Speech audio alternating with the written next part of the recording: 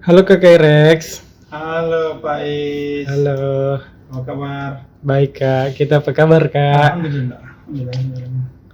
Baik. Oke, Jadi apa dibahas di halaman saat ini Kak? untuk edisi Kamis Kamis 28. 28 Desember 2023, kita akan turun dengan berita hasil diskusi antara orang-orang para akademisi kita yang ada di Makassar ini yang tergabung dalam forum dosen. Jadi mereka ini adalah para dosen-dosen dari berbagai kampus di Kota Makassar Ya, dengan berbagai latar belakang ilmu berbeda. Jadi mereka berkumpul membicarakan bagaimana nasib bangsa ini. Jadi Iya, tahu. mereka mencari solusi kira-kira apa yang bagus dilakukan oleh para pemimpin dan pemegang kekuasaan negeri ini supaya negara ini menjadi lebih baik berdasarkan ilmu dan pemikiran mereka masing-masing. Nah, dari hasil diskusi yang digelar oleh forum dosen bekerja sama dengan ICMI Sulsel ini, ada beberapa poin-poin penting yang dikeluarkan. Misalnya tentang masalah pendidikan. Iya. Masalah pendidikan ini oleh Prof. Aris Munandar, mantan Rektor UNM, beliau mengatakan bahwa masih banyak sektor pendidikan di Sulawesi Selatan ini yang disebutkan cuma di Sulawesi Selatan ya, Indonesia yang belum merata, sehingga perlu ada pemerataan sektor pendidikan mulai dari tenaga pengajar, infrastruktur dan sebagainya. Nah, itulah yang menyebabkan sehingga terjadi ketimpangan dalam pendidikan. Dari segi hukum, Prof. Dr. Ma'ruf Hafiz mengatakan bahwa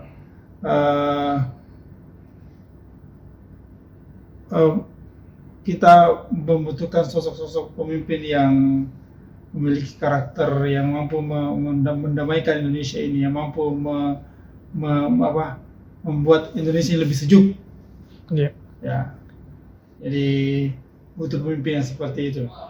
Jadi harus ada pemerataan keadilan dalam hukum, harus ada penegakan hukum yang sebaik-baiknya.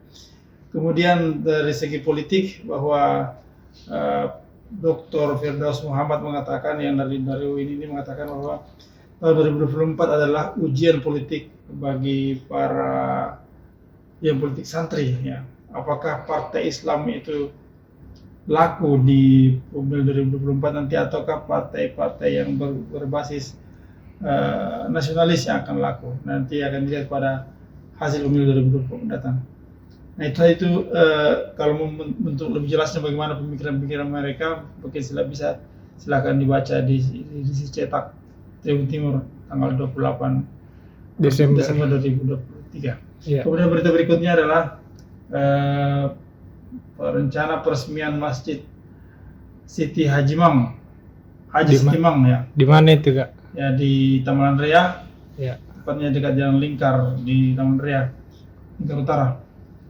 Masjid ini dibangun oleh Dai Kondang Ustaz Dasar Latif. Jadi ini akan rencanakan diresmikan hari Kamis 28 Desember 2023. Akan dihadiri oleh mantan Wakil Presiden Yusuf Kala, akan dihadiri oleh tokoh-tokoh pengusaha dari berbagai daerah di Sulawesi Selatan dan khususnya dari Kalimantan. Akan dihadiri pula oleh pejabat gubernur Sulawesi Selatan. Akan dihadiri pula, yang menarik ini bahwa panitia mengundang juga tokoh-tokoh agama dan non Muslim untuk mengikuti acara ini. Jadi menurut Dasar Latif, Masjid Megah ini dibangun bukan dari donatur orang warga, tapi berdasarkan dari hasil dia berceramah kemana-mana, mendapatkan honor, kemudian itu yang dikumpulkan untuk membangun masjid ini. Masjid ini diberi nama Masjid Siti Hajimang untuk mengenang sosok Ibunda Dasar Latif. Jadi sebagai bentuk pengabdian kepada orang tuanya, dia membangun masjid, didedikasikan untuk orang tuanya. Untuk lebih jelasnya bagaimana kemegahan masjid ini, bisa dilihat foto-fotonya di Tribun Timur. Kemudian berita berikutnya Faiz tentang kaleidoskop tentang kebakaran di Makassar, di Sulawesi Selatan. khususnya di Makassar. Iya. Data dari Dinas Pemadam Kebakaran selama 2023 ini ada 390 kasus yang terjadi. Terbanyak itu sejak antara medium Mei sampai November 2023. Dari 390 kasus ini ada 121 kasus karena arus pendek listrik. Nah, termasuk peristiwa kebakaran yang terjadi di salah satu SMP di Jalan Batu Raya itu karena arus listrik. Kemudian 9 karena kompor meledak. Jadi mungkin ada yang menggunakan kompor kemudian meninggalkan tiba-tiba kompor itu meledak, terjadi kebakaran juga. Kemudian karena tabung gas yang bocor. Jadi berikutnya karena kebakaran sampah dan alang-alang. Yang berikutnya karena lilin dan selebihnya untuk penyebab-penyebab lainnya. Jadi terjadi peningkatan peristiwa kebakaran karena menurut Damkar tidak ada hujan pada saat itu antara Mei sampai November 2023. Kenapa terjadi ini kebakaran? Karena kekeringan terjadi karena fenomena El Nino.